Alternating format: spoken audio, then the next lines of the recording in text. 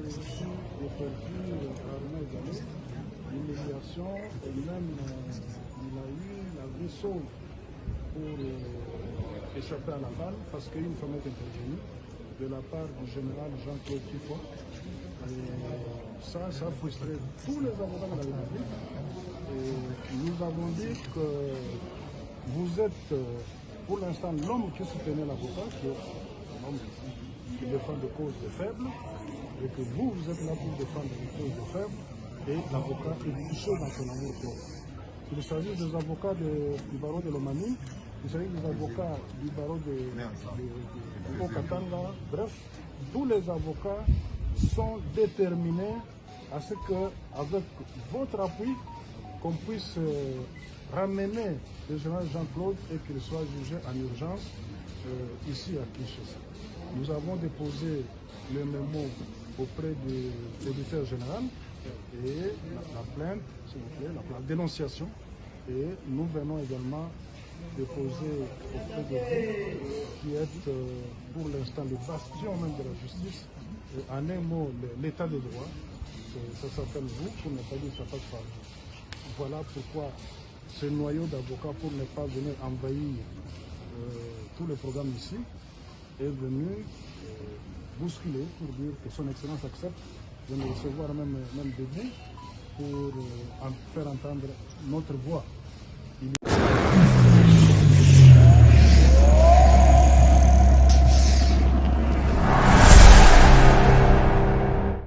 Il y a péril en la demeure, votre intervention et même l'injonction est nécessaire pour voir ce monsieur qui se croit au-dessus de la loi pour torturer. Peut-être que vous n'avez pas d'image, mais si vous le voyez, c'est en dehors de normes. Et d'une part, de l'autre, le projet de loi que vous avez ressuscité et envoyé au Parlement est un atout pour les avocats. Il ne faut pas que toute la République vienne, nous sommes plus de 5000 pour l'instant, et votre cours ne sera pas contenu, et tous les avocats n'ont l'espoir que sur ça. Et enfin quelque chose qui était un mystère, on en a parlé plusieurs fois dans l'Assemblée ordinaire des avocats et consorts, mais c'était où est-ce que son Excellence est allé retrouver ça? Donc ça existait. Et il s'implique pour qu'enfin cette loi-là puisse suivre le cours normal. Et voilà pourquoi les avocats, pour l'instant et pour toujours, vous soutiendront. Et, on ne dit pas à l'éternité parce que personne ne vivra au-delà de 120 ans, mais pour le reste de votre vie, les avocats vous soutiendront. Merci beaucoup, M. le bâtonnier. Nous allons remettre en mai prochain. Et la plainte qui est en petit mémo là, qu'on avait déposé, ça, ce sont les avocats.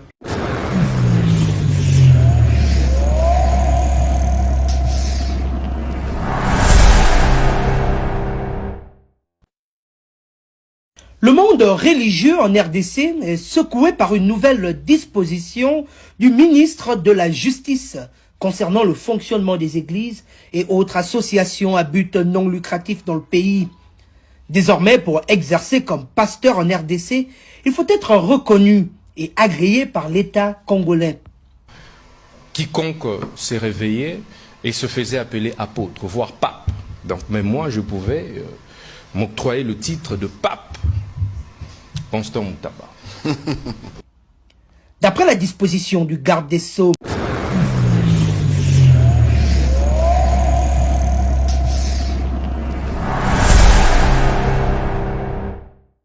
rendu public le samedi 20 juillet sur les réseaux sociaux, aucune église ne peut être implantée dans un rayon de 500 mètres par rapport à une autre. Nous avons interdit, de commun accord, de trouver des églises dans un rayon de 500 mètres. Donc il faudrait créer une distanciation pour permettre aux enfants, à nos enfants, pour permettre à nos populations de pouvoir respirer pour ceux, par exemple, qui sont athées ou qui ne croient pas en ces églises-là. Par ailleurs, le ministre de la Justice a recommandé à toutes les églises ayant autrefois obtenu le folio 92 de se conformer à la loi en obtenant la personnalité juridique dans un délai supplémentaire de 3 mois à dater de ce jour. De manière courageuse, nous avons supprimé cette affaire des F92 pour faire revenir tout le monde sur la légalité. Seule la personnalité juridique est reconnue dans notre droit. C'est la loi de 2001 sur les associations et établissements d'utilité publique. Mais alors, sur cette question, nous avions d'abord accordé 1 mois. Ensuite, nous venons de prolonger ce délai des 90 jours. Le ministre Constant Mutamba a également rappelé dans sa communication que désormais, pour exercer la profession de pasteur en République démocratique du Congo, il faudra obtenir un permis de culte délivré par le ministère de la Justice. Nous avons également instauré le système de permis d'exercice de culte. Tu ne peux plus te réveiller un bon matin, tu n'as pas fait la théologie, tu n'as aucun prérequis et te faire appeler pasteur. Il y a eu beaucoup d'abus. Beaucoup de couples se sont disloqués, beaucoup de foyers se sont altérés. Bref, il y a eu beaucoup de divisions sociales dues, entre autres, au phénomène église où vous avez constaté vous-même des pasteurs s'insulter. Les mesures d'application concernant la délivrance de permis de culte, d'exercice de culte, seront bientôt rendues publiques. Selon le ministère de la Justice, ce permis de culte aura une validité de 5 ans, renouvelable.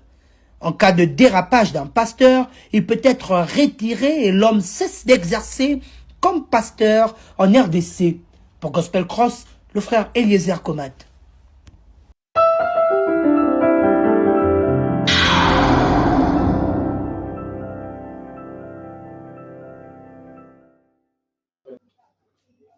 Bonjour, bonsoir, chers fidèles téléspectateurs. Ça dépend à l'heure à laquelle que vous nous suivez.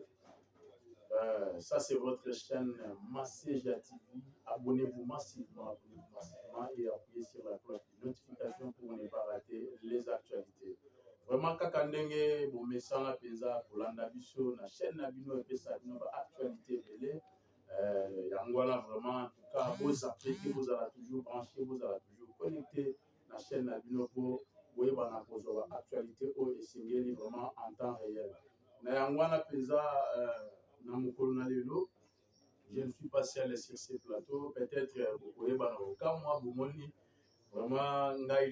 pouvez présenter émission parce que tant Makambo est vraiment important aux ce n'est pas grave et tout est vraiment sala oyo on a une question par rapport à la réalité qui s'est passée dans beaucoup de Congo, dans ce qui concerne les églises, dans ce qui concerne les presque Makambo Belé, et ils allaient voir même attaché sur les plans politiques. Il y a une raison pour laquelle tout ça a. Néango, Nazanga est mon côté dans le plateau. Je suis avec un homme de Dieu, Boyebi Epeni, donc Bolanda Kaye, puis dans le témoignage, voire même Azul Belata, le témoignage de Bozomo dans la chaîne. Les Tozanaï Awa, toujours à Pesa, Nakolobela toujours, la réalité, nous faisons pour se passer dans le Canabiso Congo. Vraiment, en tout cas, nous sommes à Pesa la régie, à fond de la Biso Pesa, où ils ont écran, pour être tué par invité la Biso dans le colonel. Voilà, bonjour, docteur David. Bonjour. Ok, merci beaucoup vraiment, docteur David Mossel Nzambe. Papa, bonne santé. Oui, santé ça bien, et puis j'espère qu'elle est bien, ma campagne, qu'elle est bien par la grâce de Dieu, pour qu'on puisse toujours chez nous, où il y a ce la dessous. Ok. Mais aussi un peu Nzambe, il y a moins de pour ça. En dehors de ça, ma campagne, par la grâce de Dieu. Ok, en tout cas, vraiment, merci beaucoup. Chaque année, Mossel Nzambe a vu par la grâce de Dieu, tout est bien, nous surtout, les autres qui sont malades.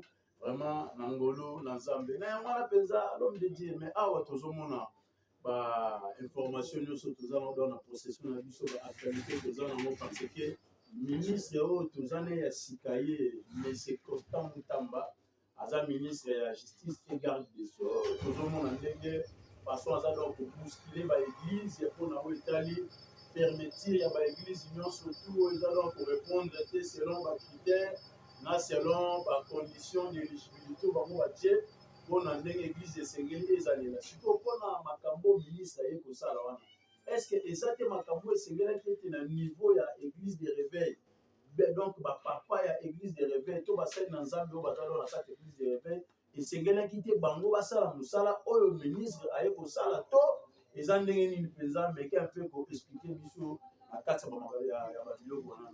Merci beaucoup les journalistes Joël Kumaba. Alors avant d'entamer ce sujet on peut saluer bandeko tumba na France ba partout le monde Facebook vraiment na ese bandeko ke ba na biso s'abonner na Masteja TV bozala dessus il y a de belles émissions les autres de Masteja TV et puis diffuser bino bozala vraiment dessus na Facebook nous pas partout les 5 continents dans le nom de Jésus et Dieu vous bénisse. Alors l'homme de Dieu, le journaliste Joël Kumaba, nous n'avons pas la question. Alors, mais l'homme n'a le banon liboso, Bible le dit, toute autorité vient de Dieu. Le ministre de la Justice, Adam ministre, avec tout le respect, je lui dois, avec tout le respect, non, ça y est. Mais il y a le banon le Romorobé, par rapport à Makamboué, le capable ministre de la Justice, contre l'église, par rapport à la décision. Le journaliste Joël Kumaba. Et là, liboso avant ministre wa côté ko doye ba twaki ba église twaki na dossier mo ya F nonandi alors folio nonandi ya ki dossier bana ko pesama à partir ya ba confession religieuse pour la minute nous avons 9 confessions religieuses à partir de la confession religieuse nous avons pesa F nonandi mais tout le monde ministre pour à côté F nonandi on travaille très à l'aise. On travaille très à l'aise. Et vous devez savoir que l'église joue un très rôle dans un pays.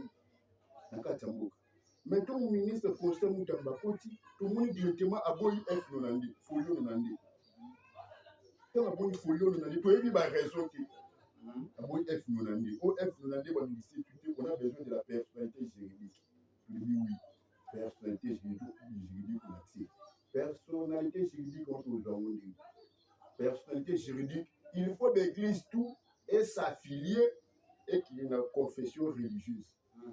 Premier ordre, l'église pour nous exister, il faut qu'on ait pas de confession religieuse. Or, F Nonanda à l'époque, même si tu n'es pas dans une confession religieuse pour travailler à l'aise. Sur confession religieuse, on a autant de la mabé. Il faut qu'on s'affilie aux Arabes. Mais F Nonanda, à l'époque de Kabila, on travaillait bien. Et l'église faisait partie de l'Église Samboka. Et donc, Constant Moutamba Koti, il a aboli F Nonanda, on ne connaît pas des raisons. Les gens ont eu des raisons, bon, ou F Nonanda n'a aboli parce qu'il y a d'autres églises où soit disant un peu que c'est là bas pasteur. Il va boire il va boire F Nonanda, folio Nonanda il faut avoir la personnalité juridique. On accepte ce que personnalité juridique on a pour nos amours. Il faut s'affilier dans la confession religieuse. Si il faut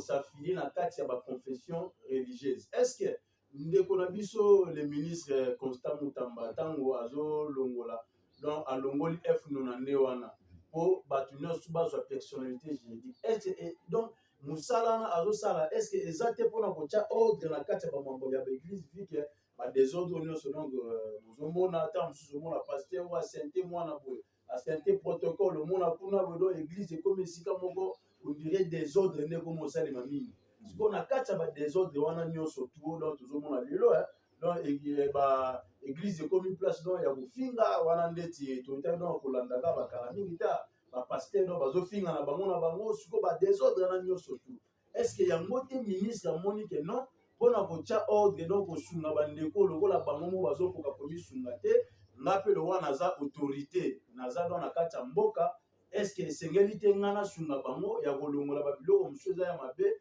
pour na kozongisa bango na nzela est-ce que eza pour na bongo te? Non, ce n'est pas ça la raison. Ce n'est pas ça la raison. Eza nini kasi raison oyo ye aluki eloko wana eza bongo te. Parce qu'il faut yeba bapère oyo bapère oyo tokuta par rapport à badésordre nde toyoka.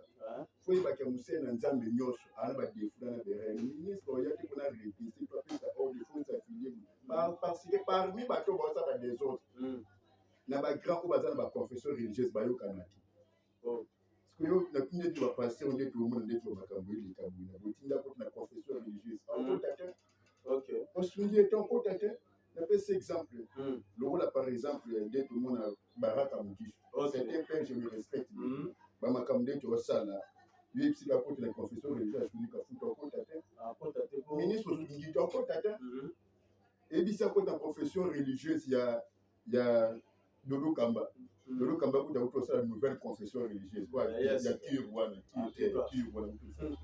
voilà baraka mokiso okota te parce que omona Dodo Kamba c'est un fils à moi n'est pas naye vous comprenez lelo nyesa kota kutamba makambo basai na nzambe yo mpo yo rekesi bamuti Bible dit qui est toi qui juge un homme de vie s'il tombe s'il se relève cela dépend de son maître Makambwana oyo constant je lui donne beaucoup de respect oyo sala et puis entretien kasite yo moko outi goloba docteur que toute autorité vient de dire kasi loko l'autorité ezo tabikota nzambe c'est que yepe azado na moi responsabilité wana pe ya koluka donc opesa ordre na kati ya makambo ya bien de pro autorité oyo azu outi de bikota nzambe ya wana tazo ça c'est une bonne chose mais Dieu peut te placer mais il faut savoir la priorité.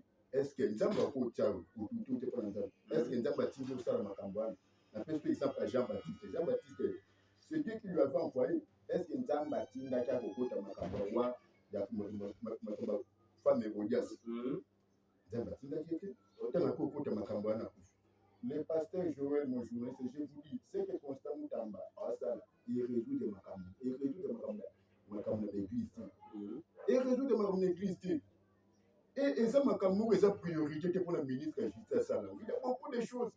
Oui, c'est il y a beaucoup de choses qui sont dans le ministère de la justice. Là, la zone parce que je veux parler de l'église. Bible le dit dans Matthieu 24, dans les derniers temps, il y aura de faux prophètes au Baroya. Bible te prophétisé bon. Sur des autres, c'est seulement l'église. Ce n'est pas la raison pour laquelle on a beaucoup de personnalités juridiques. Il a parlé de personnalités juridiques. Là, on finit à grande, mais je vous dis, d'autres églises, et est d'accord, parce que par rapport à la vision, on a pessimiste. Zamba tinga était dans s'affilier dans la carte de confession religieuse, face s'affilier dans parce que quand on s'affilier dans la carte de confession religieuse, il y a que fondateur de la confession religieuse a un pouvoir économique. Ça ne va pas marcher.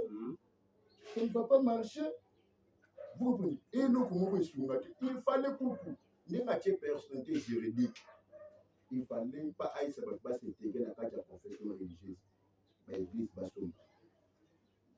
Si vous avez l'église va sommer, pour personnalité juridique, on peut les appeler moins cher. Les appels sont moins élevés, $600. On a besoin de et là, même à 600 $, les cas dans bureau sont moi 20 qui les cas pour moi 50 qui ça peut comme $1000 personnalité juridique pour bon ce qu'on a l'église dans les bandits. Si vous personnalité juridique dans ça. Poser une question moi bien. L'évangile de Joël, personnalité juridique par rapport à la l'instruction des Écritures, par la personnalité juridique par rapport à moi j'ai reçu le F Nonandé. J'ai reçu le F Nonandé dans un mais il n'y a pas s'affilier dans aucune confession religieuse. J'ai le F Nonandé. Et deuxième des choses, où le ministre de la Justice lui donne beaucoup de respect. Pour que ordre et aussi à la culte, il faut qu'il y ait une route à la ministère de la justice. Oh, et comme il dit, c'est ordre et aussi à la culte, c'est les cambouillons côté de la profession religieuse. Oh, et ça, comme il faut qu'on route à la ministère de la justice. En tout cas, il faut fonder des églises où ils habitent. Donc, c'est pasteur Joël. Bien, un homme de Dieu, Zamba Bimédié, et c'est que Bandam Sarah l'église. Attends un moment. Zamba est ça l'église. Abandonner l'église n'a pas sur 552 3 non bah l'amour non il faut aussi bah aussi longtemps il a absolument rien mais Dieu lui a appelé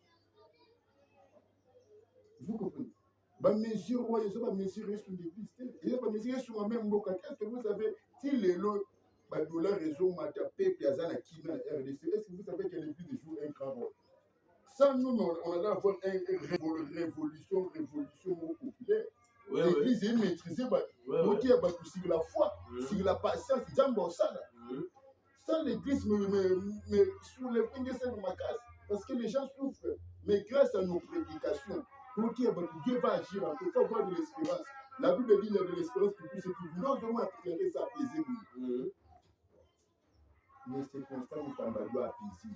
Comment pour que nous ayons l'église, qu'on aille dans la culte, que nous soyons hors de la ministère de la justice? C'est normal. C'est normal, c'est normal. Combien des églises à Oumbo, ministère de la justice?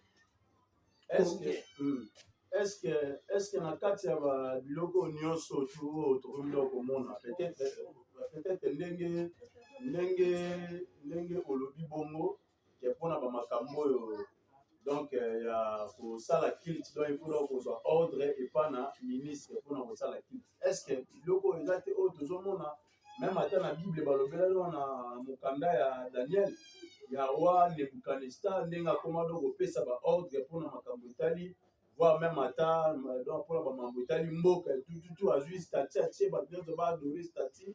Est-ce que ezate eloko ministre akomona kosala ke bato nyonso tout ba kolinga basala kilte po bakozwa ordre epa na ministre? Est-ce que ministre akomi na donc on a évité place wana selon bino basala na nzambe donc akomi dans quelle qualité alongo la qualité ya ozala ministre selon mambo itali mboka? Parce que est-ce que non d'abord bon na kende non na kati ya mutuno, est-ce que non priorité ya ministre ya justice eza mpona makambo ya église eto eza mpona bamakambo etali mboka? Na yebi te priorité. C'est une bonne question, c'est une très belle question. Alors ministre ordre wana ozozo, ce sont les ordres qui ne viennent pas de Dieu. Et vous n'êtes pas dans Nzambe, Nzambe atila sala makambo wana. Priorité de priorité, pasteur Joël, ce n'est pas ça de s'attaquer aux églises. Ce n'est pas ça qu'il y a pour attaquer l'église. Batoubazo détourné Bamou. Qu'est-ce que vous faites? Je ne critique personne, mais tellement il faut d'abord créer parquet financier. Il faut créer parquet financier pour l'année va voler ou on IG pas dénoncer au l'église, nous sommes en train de prier pour la nation. Toi, tu ne peux pas t'attaquer à nous. Comment s'attaquer à la société? Babar, mise en sonore. Et je vous dis, il y a quelques mesures, beaucoup de mesures pour assurer ma paix. Bible dans les derniers temps, nous balangé était à ma part. Nous balangé était à ma part. Et Bible nous balangé à Matthieu que Jésus appelle ça d'ici. Amoni après c'est ça vigneron na moi baloni blé. Na butu et nema ayocha ivré. Mais Jésus maître vigneron le bien. Bah c'est que bah yo c'est ah maître tu là polona qui bleu na tongo mais na butu on ivré. Ayi bisi bonini. Botika ya mweko la sang. Na mongo maître vigneron ton roya na kwa arracher blé na la paix ivré.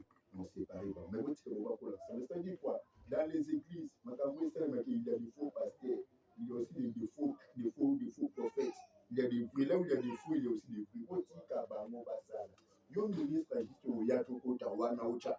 peux pas faire ça. Priorité des priorités, il y a d'abord des voleurs qui volent.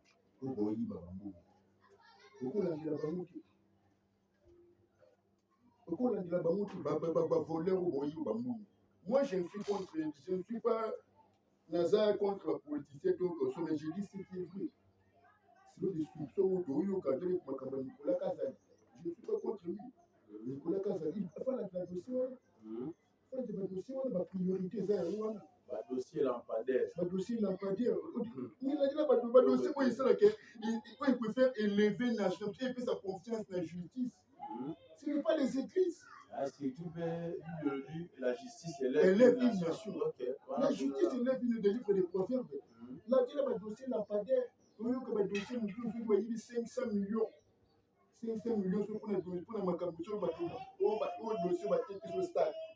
Ensuite, arène, on face à un stade de Martinique, il y a beaucoup de dossiers dans ces pays. Oui, c'est Guido.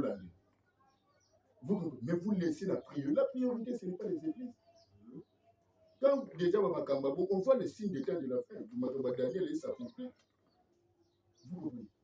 Mais moi, je suis confirmé, je vous dis, l'église, ce n'est pas la priorité. Tala baba nuisance solo baba ça. Baba na document. Baba wana qu'est-ce qu'il fait? Quel document bazar? Nous avons la perspective juridique.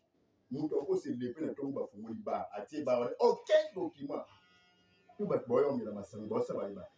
Bossa ba nuisance solo. Ba ba no ta musique de 17 et lobby. Allah m'a tombé. Il fallait régler ces choses. Kasi bango balobi ke fu babanda non dans l'église non appartenant le pasteur, je vous dis les journalistes, ce n'est pas l'église n'est pas la priorité. Et je lui donne un conseil. S'il veut Atika na pouvoir à se maintenir, Atika église. Conseil donc voilà conseil pour le salandego ministre Constant Mutamba Atika voilà je lui donne ce conseil. Intimidation parce que ce qu'il fait ne va pas résoudre le problème de l'église. Intimidation ça mettre en guise de quoi? Intimidation pour intimider je lui dis ceci. S'il veut maintenir au pouvoir, Atika dans l'église. Alors c'est que le peuple veut. Ce n'est pas les églises ou non. Allez faire la justice là-bas dans l'église. Les dossiers lampadaires, les dossiers découvrement où ils sont les matas, allez faire la justice là-bas. Laissez l'église. Ce qui est docteur, na katio témoin na mekampe kotuna mutuno ezo matanga mingi. Parce que awa tozolo bela makambo etali ba église ndenge ministre Constant Mutamba vraiment koya na eka na kati ya pouvoir ba dossier ya liboso penza o selon ye za priorité. Vous avez une priorité selon les actes, il faut à rééduquer par l'église. Si on a par rapport à Makambo Nenga outil Koloba, que priorité est à l'église, mais selon les la priorité est à l'église. Si na biloko nyonso ezosalema ndenge outi Koloba, que tant Yesu, disciple Baye, que tout le monde blé eza wana. Mais il vrai peseni iboti na kati ya blé. Est-ce que moi ezate to bana kopikola ivre? Ototika blessa nini ekola kolo Yesu a répondre ba disciple lobité ivre wana eza munguna nda yaki bolona ona kutu mais botika yango na ivre na blessa nini ekola ensemble nde na ngonga o tango ba ya kosala récolte ndesko ba kolongola ivre ba tie mopanzi ba jubilé ba tie mopanzi donc c'est-à-dire donc c'est que na ba pasteur ya mabe na ba pasteur ya malamu na ba église ya mabe na ya malamu batika yango e bana ko évoluer ensemble. Bo Yesu soki ye moko aye bana ko longola ya mabe azwa ya malamu. Siko ba église ezo fonctionner na mabe wana. Pendant que Yesu na nusuko ayete. Siko pendant que bazo violer bana bato. Bazo sala ba biloko ya ba mankiolo. Bazo violer basi ya ba mabala. Bazo botola basi ya bato. Bazo sala ba mamdo ya mabe makaso do bazo sala. Siko l'état pe sengeli atika na nga alo baka tozela ka fin du monde nango. Ce qui est pour Yesu à sa charge na bango to l'état peut sengeli ayeba na osala musala na lokola l'état a chapé ordre ti Yesu aya. Est-ce que yango na te ministre azoyeba donc na kosala pour na cha ordre na ndenge wana? C'est une bonne question. Pourquoi verset après je vais répondre. Matthieu chapitre 24. Nous prenons Matthieu chapitre 24 verset Matthieu chapitre 24 verset maintenant, c'est car plusieurs viendront sous mon nom disant c'est moi qui suis le Christ et ils séduiront beaucoup de gens. Vous comprenez? Verset 11. Plusieurs faux prophètes s'élèveront et ils séduiront beaucoup de gens. Vous comprenez? Ça, c'est une prophétie de Jésus. Que lors de mon départ, de mon ascension, il y aura l'arrivée de faux prophètes au Boya. C'est biblique. Faux prophètes Boya. Dans le milieu tout le monde.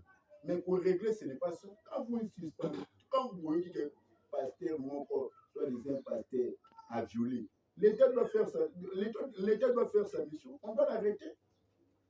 On doit l'arrêter. Mais ce n'est pas si un faux pasteur, un faux prophète, à ce Likambouane, l'Issoumouné, pasteur et tout va subir. Non. Là où il y a des vrais, il y a aussi des faux. Il y a la part de responsabilité à l'État qui a détecté l'Oramabé et pas à Moukou. À Kanaï, il sera arrêté. Mais son sort, il ne faut pas écouter la pasteur. Il faut pas se non, ce n'est pas ça. L'infraction est individuelle. Le ministre de la Justice. Oyoki ki au pasteur a violé mon a sali bruni kangaye ce qui est vrai kangaye à côté de la prison à ça la prison mais n'est pas côté orientation loi mo be concernant l'église ce n'est pas ça parce que tout le monde a mabé me fait tout ça les mains mabé me fait des mabé me fait mais tout le monde doit monter bini question ta détruire ba ko tie peine de mort loi moratoire et l'image la loi moratoire et l'image il y a déjà pour loi moratoire et l'image pour la transition en mboka mais pour la bateau bazo détourner loi moratoire de ça atia loi wana tia na kata politique pour la bateau ba détourner pour la bateau ba ça la mabi ba tia loi moratoire de mort atia ba so quand un faux pasteur un faux prophète a violé mwana bateau a éliminer moi ça bateau a marié ou à c'est le moi ma bien de ou à yibi moi bateau a escroquer mou mais l'État doit mettre sa main sur l'État pas kangaye mais infraction les autres églises vont bien subir on dit ou tcha loi non tu ne peux pas faire ça. Ok, siko docteur David demande na yango siko soki esengeli soki s'il s'agit à repérer sa conseil na ministre na biso M. Constant Mutamba wana peza ozota la caméra conseil nino repérer sa ministre na biso pona ba makambo alobeli ya ba église conseil nini repérer ça bon conseil on a repérer sa ministre de justice il va d'abord s'apaiser par rapport à la mesure oiseau l'église fait de la 500 mètres c'est trop 500 mètres c'est trop. L'église, sur mon église, est bien là-bas. Venez, ça, pour les prophéties. Après, c'est une prophétie. Puis, le bain dans le dernier temps, le bain pendant partout. Pour nous, pour faire le bain, il faut qu'il y ait partout des soya. Autant y soya, justification est à la tête. Tika plaît vrai, tika ivre paye. Tika ba force église, tika ba frère église pesa là. Oyo, ça la mabe, kangai selon la loi. Mais ba mesure, où tout ça, tout ce autorisation à culte, le ministère de la Justice. Donc, M. Constant, je vous donne un conseil, veuillez vous apaiser. L'église n'est pas,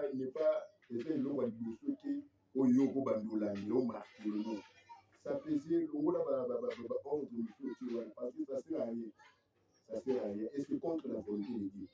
L'Ongola Bandoua Moussouti l'église, l'Angela Makamba détournement, l'Angela Makamba va trahir Mboka, l'Angela Makamba est là batu. Bateau baki kalina na pouvoir akabela baki na babanda kwa batu le bafanda banda kwa batu pikola ba dossier wana langile makambo batu langile makambo justice langile makambo ya détournement langile makambo ya mboka tika makambo église c'est donner un bon conseil le ministre de la justice moi je suis pasteur je dirige l'église veuillez vous apaiser contre l'église. Pour tenir rigueur contre l'église, l'angela va dossier essentiel. On va détournement, voilà, parcelle à battu, bien battu, belé, il y a ma condition, bien banda quoi battu. Illégitime. Enfant de la moitié nous on connaît des dossiers là. L'angela va camboner, propriétaire banda pour la barreau. Il va tout aussi pour la nayo, mais pas l'église. Vraiment, je ne suis pas contre toi, mais je donne un bon conseil au Mario. Afin que ton cas, na manuel pour ya peuple congolais qui a un bon souvenir. Que Dieu te bénisse. Ok, merci beaucoup. Que Dieu te bénisse. Monsieur le ministre Constant Mutamba, wana peza ba pambole pa na Moussa na Zambé. Yoka pe conseil o ekozala malamu mingi kaka ndenge vraiment docteur David Auti Koloba ba priorité zebele ba makambo ezebele ba makambo est eza kuna makambo mboka eza na pasi. Ba détournement ezo salema di jour au jour ba bazo yiba mbongo ba million kaka mboko yiba maka ba million mboko ezaka likambuka donc li solo ya $1000 ezaka raté donc na mboko ezalaka million mata o 200 millions o ayibi 100 millions o akimi o pe bato nyonso tout omona bayiba basala procès basala batututu ba audience publique basala suka na yango bato wana bazala na bango libéré pe bamosusu bazonga na ye bamboka pe déjà bamosusu bakenda kwa même ata na bapoto base réfugia na bango kuna. Tout ça on a besoin que les ministres ya justice M. Constant Mutamba oyo bana retrouver pe solution côté wana kuna po yango nde penza ezosala ke mboke kwe ti mboka ezozonga nsima eza cause ya badetourne eza cause ya kimoyibi. En tout cas trouver solution kaka ndenge bapesi penza conseil epai na Dr David pe na yango vraiment bandeko pe bapasteur vraiment toyeba pe na koagir comme il se doit na ndenge pe sengeli mpo na kolaver vraiment image ya avoir même église de réveil qui na basango moko ya bien te partout bakomona kominimiser église on dirait ça sous donc ni moko donc ça donne na tina te tout consort c'est suite aussi na moi comportement ya basai na Nzambe. En tout cas ça c'est le moment de se ressaisir pour na kosala musala o penze banda donc kosala makala o ba edina bala basala patriarche wana basala pour ete ba ambaza la sauver et va parvenir à la connaissance de la vérité parce que nous sommes pendant le temps de la fin pour le soumasi à Kalaté à Zozonga. Néanmoins, vraiment, en tout cas, Dr David, wana comme ça, au PC numéro nayo, pour être baonyo surtout, l'année mission, baonyo surtout, vous allez faire pour ça, il y a au pour être au soutenir, moi, tant ma camus, la paix spirituelle, wana au PC numéro nayo, namo de la fin enfin que tu vas clôturer l'émission. Alors nous connaissons cela dans la photo partout peut-être aux on problème mukanda peut-être au moins la blocage ba freinage peut-être au moins ba laisser qui alors au moins ba si mora mabe ba blocage n'importe quel problème aux anango benga je vais prier pour ça la besoin pena kambo na prière na l'action de basambela na l'action na kambo na prière na ma passer ça la prière ngano benga plus 243 90 41 20 633. Je répète, plus 243, 90, 41, 20, 633. Vraiment, Nzamba Pambolabino. Et ce qu'on a malade, Benganga no abondi la pona. Problème que ça nango, avant tout kabwana journaliste, yabiso no abondi la pona mututu. Ba problème que ça nango no abondi la pona. Samba opérer miracle na bino na Congo na Yesu. Yo mutu ana problème malade, wana problème mukando to mukandati. Voilà problème bandoto mabiba blocage ba freinage n'importe quel problème Zambo non c'est la solution au nom de Jésus-Christ miracle Nzambe côté la vie Nzamba c'est ça na Congo na en tout cas amen vraiment place une sous la prière au président indique estudio président malamu mingi président de wana habitation vraiment bon continuer toujours na ko s'abonner na chaîne na bino Maseja TV puis pour appuyer la cloche à notification pour vous rattaquer à actualité Tozawana Penza pour Nabino, Wana, de se retrouver dans le prochain numéro. Vraiment, en tout cas, restez vous brancher sur cette chaîne. Que le Seigneur vous bénisse. Merci beaucoup. Bye bye.